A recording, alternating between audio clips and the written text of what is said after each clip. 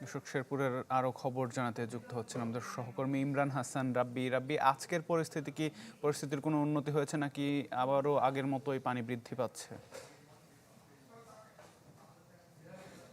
আতিক, স্মরণকালের ভয়াবহ বন্যায় শেরপুরের ঝিনাইগাতী, নালিতাবাড়ী এবং শ্রীবর্দী উপজেলার প্রায় ১.৫ শতাধিক গ্রাম এই মুহূর্তে প্লাবিত রয়েছে। পানিবন্দী রয়েছে ৫০,০০০-এর বেশি মানুষ। আমরা দেখেছি যে গতকাল বিকেলে কিন্তু ১০০ গ্রাম প্লাবিত ছিল এবং এখন এই মুহূর্তে কিন্তু সেটি ১.৫ শতাধিক হয়েছে।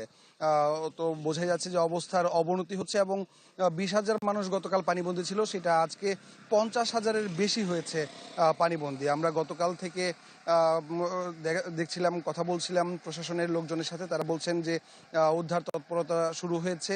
আমরা দেখেছি বিজিবি, ফায়ার সার্ভিস